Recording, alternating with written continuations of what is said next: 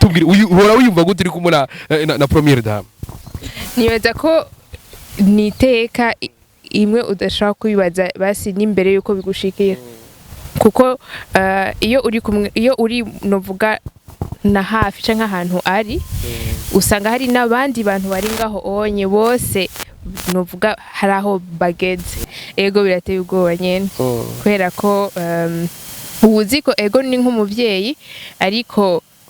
ubwa mbere uronse iryo teka ntuzi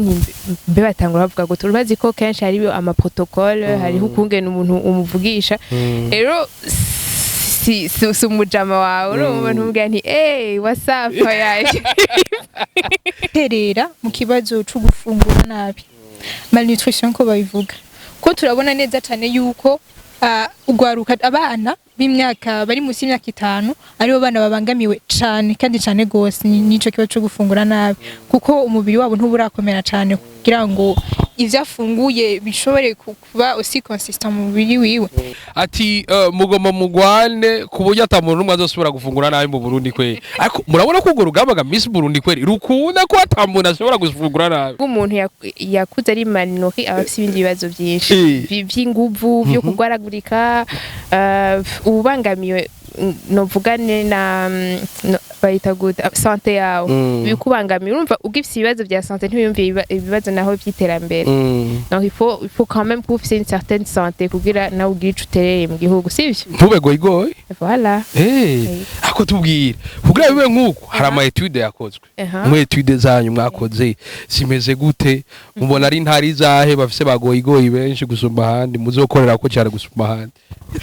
alors uko iyi projet nujya kwitwara ikiriri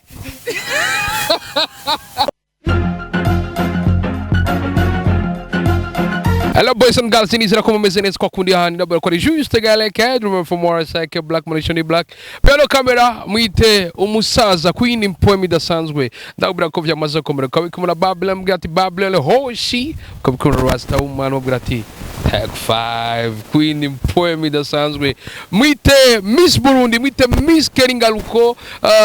mu bibazo de la place. Ndakura musa Miss Keringaruko. Nanje ndakura mkici. Hanya ngo mvuze Miss Keringaruko nibi ngo ni buraka burungu amana ifo koshira ko Miss Burundi nari kuri ino twashira akaburungu hejuru urumva mvuze re Miss Keringaruko kumenga birasanzwe ifo ko cyashira ko na titre yiwawe Miss Burundi ndagwa kaze mu mukubito urakoze cyane nizira kumeze neza ndaho uraberewe cyane urakoze nawe nakwigaye ndayibona Queen form idasanzwe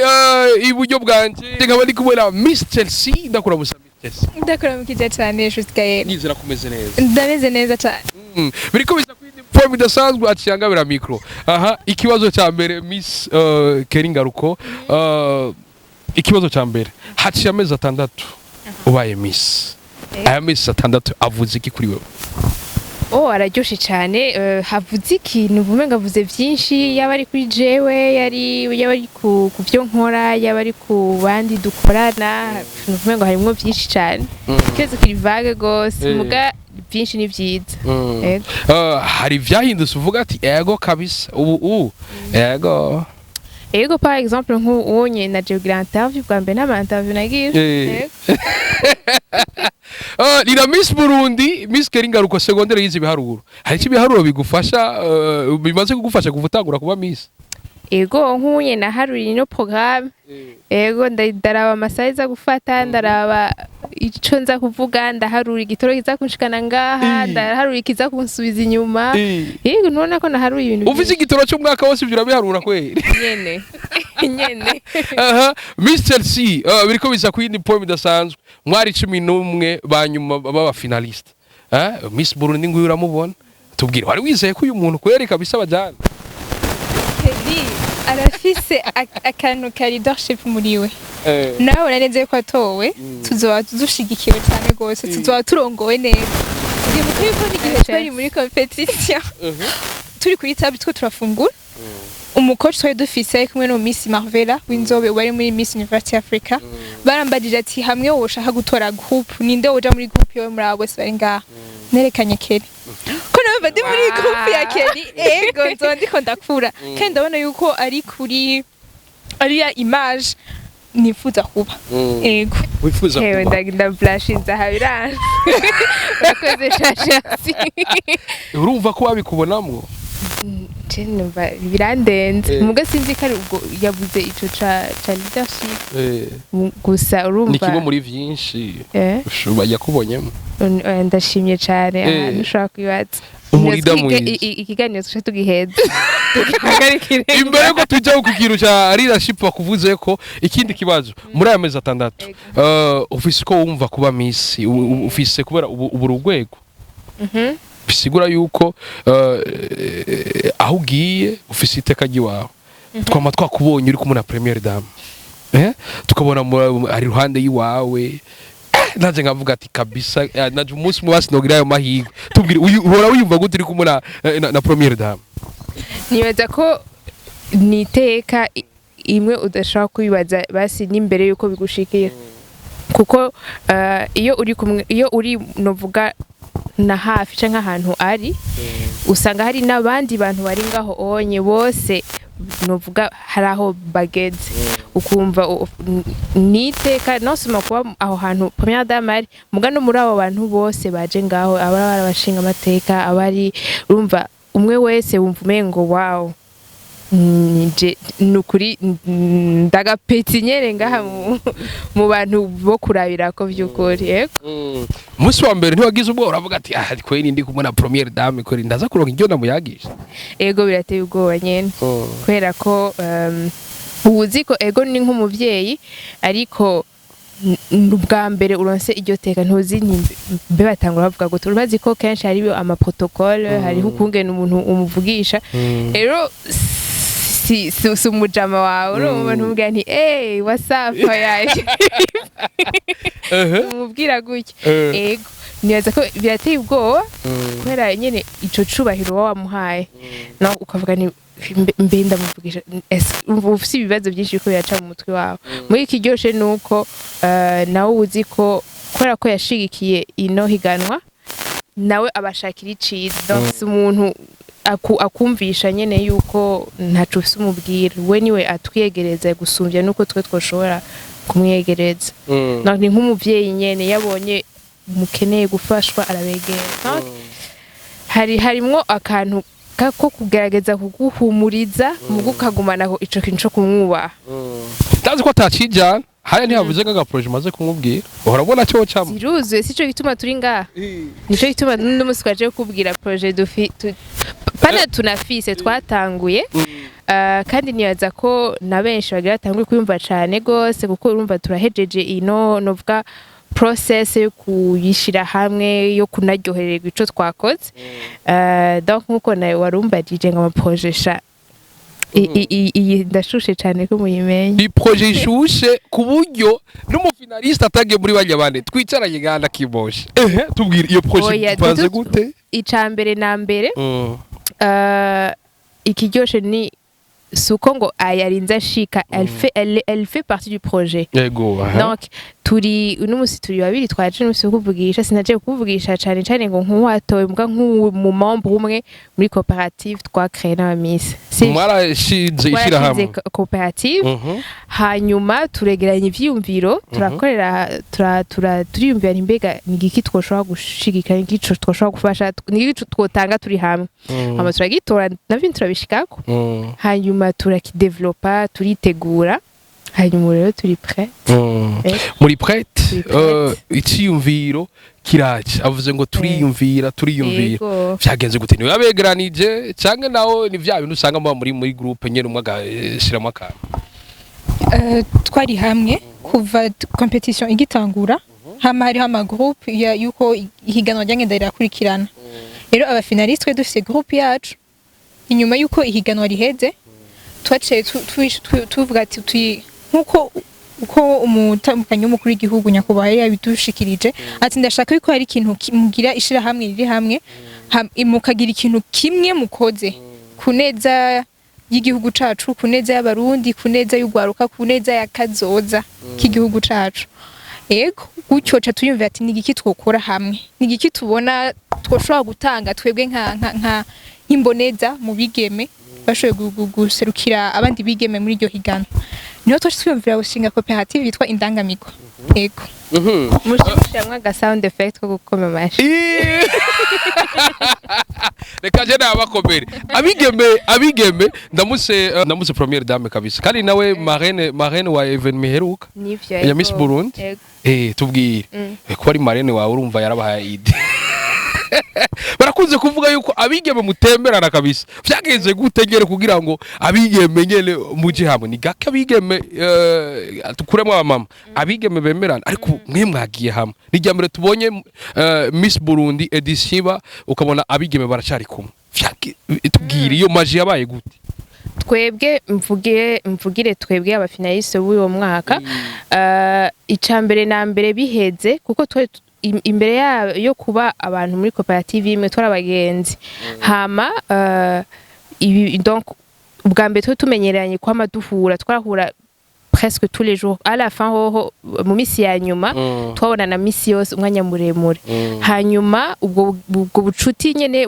burakomera hanyuma competition irahera turabona yuko umwe wese afise projet umwe wese akaragenda mu vyiwe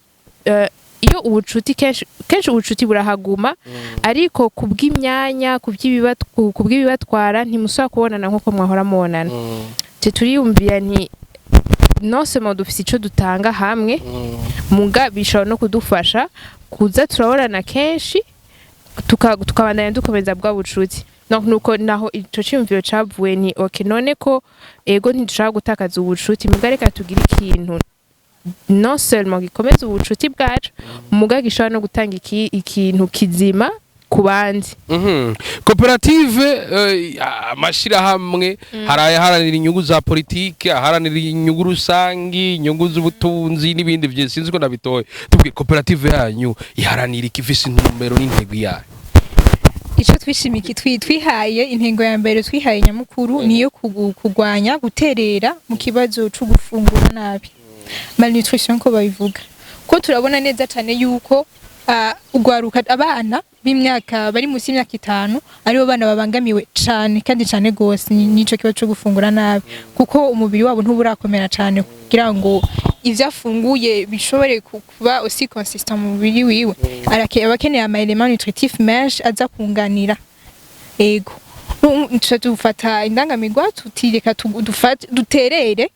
twiyunge hamwe n'umutambukanyi mukuru w'igihugu kuba ari we yatanguje ico kugwanya ingwara yo gufungura nabi titugira ico dutereye hamwe kandi haje ishumviro ca Keria akazi ciwe wanje akazi cundi mumwe wese mu finaliste muri Miss gitegerezwa kuba ari ikintu gikomeye cyane sico kimwe nkuko je noje kwanje ivyumviro vyiwanje vyonyene ntivyo babikwiye vyose bigiye hamwe bica bitanga ikindi kintu gikomeye kandi gishobora gufasha vy'ukuri gishobora gufasha by'ukuri ati mugoma mugwane kuburyo atamuntu numwe azosubira gufungura nabi mu Burundi kwe ariko murabona ko ugo rugamba ga Miss Burundi kwe rukunda ko atamuntu ashobora gufungura nabi urazi biroroshe kuvuga ngo kubona dufise akazi kenshi mugasi kuvuga kari twenyene tuzogakora muga ntidushobora kubigira icitwazo cyo guhagarika ngo kora ngo ntituzoshobora gukura inzara mu bantu bose muga natwe turazi yuko turi hamwe ni habura bangahe bazova mu nzira bangahe bazoshobora nkuko yavuze biga renforcer amagara hanyuma ugasanga muri abo nyene bashoboye kubibeneficia nabone havuyemwe abandi babandanya bafasha abandi donc ntidushobora kuneglige ngo kwera ngo tudashobora kumara inzara abantu bose ngo nitwoca tugira ico duterereye natwe donc abo bake dushoboye gufasha tuzobafasha kabisa ariko tubwire muzobikora gute uyu numvise ngo ni comptable amafaranga yasohoye uzi cyagiye gukora twebwe mu mugambi wacu twatanguje cyane ubuyi buzoba burimwo ama element nutritif menshi cyane yose ashobora gufasha ubwo ivyo bibondo gukura bifise amagara meza ego izo navyo muzoyibona zasohotse urakunda ubuyi ubuyi je mama yaduha ubuyi bwinshi sana ngira nco gituma ngaruko ubuyi ubona ko ubunyu usa neza ufise inguvu ufise n'ivyiyumviro yaza ko wobigize iyo ushobora haje umuntu atanye ubwo ubuyi nashobora kubigira umuntu apana umuntu atabunyoye mugo umuntu yakuze ari malnourri aba afite ibindi bibazo byinshi by'inguvu byo kugwaragurika ubangamiwe novugane na bayita good santé yawe bikubangamiye urumva ugifite ibibazo bya santé ntiyumviye ibibazo naho by'iterambere donc il faut quand même que ufite une certaine santé kugira nawe ugire utereye mu gihugu sivyo ntube goyigoyi voilà ako tubwira kugira bibe nkuko hari ama etude yakozwe mu etude zanyu mwakoze simeze gute mubona ari ntari zahe bafise bagoyigoyi benshi gusumba handi muzokorera ko cyane gusumba handi alors uko iyi projet dushaka kwitwara ikiriri dushaka kwitwara mwirohero Okay. Nibaza ko harimo ibintu byinshi d'abord mu gutahura malnutrition. Kugira ntidutahure yuko uwifise forcément kafungura neza. Hariho kote yo kwigisha aussi abantu kumenya ukungene bafungura. Kuko urashobora gusanga ndagutwenze. Bon, para ndagutwenze muganda zikumaze kuvyuba. Est-ce que nurumva abantu bifise bagwara ama bulimia ama anorexie? Bibaza ko ikibazo kiba cabereye mu mahera no pas forcément. Ni alimentation équilibrée. Il faut kumenya gufungura kandi no kugira nuvuga harimo ibintu byinshi umwe mu bamise nuko atashe kwanga anye avuga no sina côté psychologique yo gufungura abantu ngahanye babibumbishije yuko gufungura ni bibi ni caha bimwe bavuga ngo gufungura ngo hage hanyuma ugasanga badevelopper même une relation bizarre n'ibyo kurya sivyo donc harimo kote psychologique muga harimo ngerageje kuja naho muri yo kote yindi ya yo numvise umengo ushatse kuvuga intara il serait umuntu akwesa ama statistiques en fait wobabara et surtout que tu vas réaliser que les femmes au pourcentage ils font au plus de 70%. Il y a un pourcentage de malnutrition. Donc il y a beaucoup de akazi kari mu ma angle menshi. Muga bon nkuko twavuze on a fait une recherche où il y a un ikintu coroshe gufungura muga en même temps qui combla tous les macros donc novuga ni nama chiffre niko bavuga barabira ko ni umuntu akeneye ama proteine angana gutya glucides zingana gutya lipides zingana gutya hanyuma n'ama vitamine hanyuma turagira le novuga turakrea le produit il combla autant que possible certes harimwo peut-être izo zidashobora gukuvra muga une certaine base des macros zikenewe dans mu mubiri w'umuntu quotidiennement bishobora au moins kubikuvra pour essayer de ramener abantu bari musi ya seuil ya malnutrition au moins umuntu abagarukane hejuru hanyuma umuntu akomble nimba ama zinc nimba ama fer etc d'autres éléments nutritifs ziri importants mu mubiri nashaka kwikomba mugu umuntu ntirigwe muri hariya uri sûr ko utiza nutrition Ntuzi ko nagize biochimie muri secondaire. Cyo uvuga nanguye kunyugwa umugambi utarawuza. Oya biraryoshe cyane kuko urazi iyo utanguye gufungura neza no mu munsi ubona ama energy aguma ari kuri niveau imwe nta bya bindi bya 14 rumengo ibintu byose wobirekura kwera digestion baye ndende canke tout d'un coup ukumva uraremerewe urarushe donc hari ibintu byinshi bihinduka iyo urakora nkaho kuragira ama montage ya ma interview nturuha ngo concentration ngo iraheze donc hari ibintu byinshi biri muri nutrition abantu babafata nka bitoyi muga bifise impact nini cyane kukungene mu bisanzwe gukora ariko uriyumvira gutaha ugakora gushika sinzi amasaha wambwiye gukora gushika bwije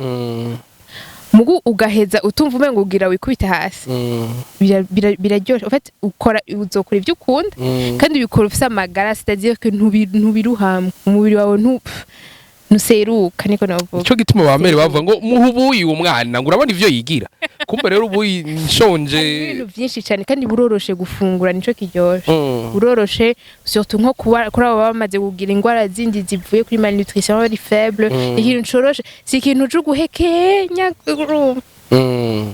c'est rapide et ça amène izo nutriments vuba hanyuma umuntu akaraba yuko yoduza kandi niveau ya wa muntu niveau y'umuntu mukeneye kwiduza y'umuntu yitwa goyigoye bagoyigoye ni benshi cyane umugambi uhera he umugambi cyangwa urabona ikintu woterera mu byavuze oya yabisiguye neza cyane tumukomera amashi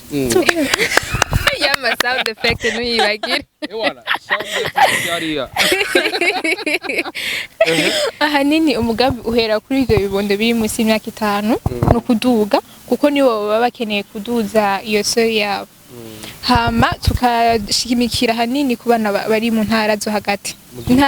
zo hagati mu gihugu ko twarabonye ko ari bo bangamiwe cyane wabivuze ati umugambi nk'uwo ntutwarikiriro ntutwaraye mbwa bose barakeneye certes ego ariko abana bo bari mu ntara zo hagati mu gihugu nka za Kayanza ego Kayanza irabangamiwe cyane ego twarabonye iyindi ntara Makamba nyinshi tutanguye kuzenimera hoho ntiduheze umurindi wigwirirana ry'abantu urashobora uva cyane urava no kubigeme baruka batwara imbanyi hataragera kuko ninabura kuvyara nk'ifise imyaka 15 canke 14 fise imyaka myinshi sigaye imbere yanje nzomaze kuvyara banganiki hama ninaza n'umwana muhira mfise imyaka 14 ngarutse kugora abavyeyi kuko je ubwanje ntaho ndishikana ndacari kibondo ngiye kurera ikindi kibondo nta buryo mfise babavyeyi bagwana no kuronka umukate wanje wo mu gitondo badushobora kugwana no kuronka ubw'umwana wo mu gitondo ntazobishobora ivyo bintu ngiye kwigora komplika kuruhisha ubuzima bwanje hanyuma ndiko ndica wa mwana ndiko ndamwita agakurana ca gikomeye cyo mu mutima nta muvyeyi mfise canke muhira ntibankunda umwana agacagirana ca kibazo cyo mu mubiri ko ataronka amayelema nutritif akwiye ivyo bigiye hamwe uyo mwana arahejeje kuba limite mu buzima bwiwe turishe kazoza ku Burundi turishe ejo haza h'igihugu ego biriko biza kuri ndi point bidasanzwe nico ni kimwe mu bintu ushobora gushirwa sanga umuntu avyaye nawe nyine ari nori gasanga zanye kongera ku urumva ko akazi kakubanye kenshi imisi ico naco hari n'igisirikare kidasanzwe nakirero kumenya abo bantu urumva ko ingorane zimbasumbana mu bantu bafise iyo ngorane ya malnutrition hoba harakana kadasanzwe nabo mwabateguriye kugira ngo ko bo bihutirwa mu bafashe gusuma bazi uvuze ikintu kiri intéressant nibaza yuko nawe utarealishije uvuze abo banovuga abo bavyeyi bafise imbanyi babyare nabone novuga mu bihe bitoroshe hari n'ibindi tutavuga cyane ari nutrition y'umuvyeyi afise imbanyi nawe afise akenera amanutriments menshi umva atwaye ubuzima muri wiwe bwundi muntu donc hari ibintu byinshi muri malnutrition kandi biragoye kujuja ngo urumva ngo mugabo bose barakenewe gufashwa hari abageze abo iyo ngwara ya malnutrition imaze kubagereza kure cyane novuga mu mibiri yabo ifo novuga kwantervena hakiri kare mbere yuko uwo muntu tumubura muga bankayeze kubishira mu ibyo dushoboye gukora tuzobikora bashimire mwebwe mwese mwabyo muri murabana natwe gutambara bari mugaza mbese biranagwaza ariko mukabona mutwerwa gwa rukundo kuri mugura juste gale cadre from our side black man nation black ndabwira ati mukabana indiribiza vyose vyo kuvuka no kumubiri kuko birabaza ndabwira ati bye bye ciao hasta la vista ula ushlo mushlo none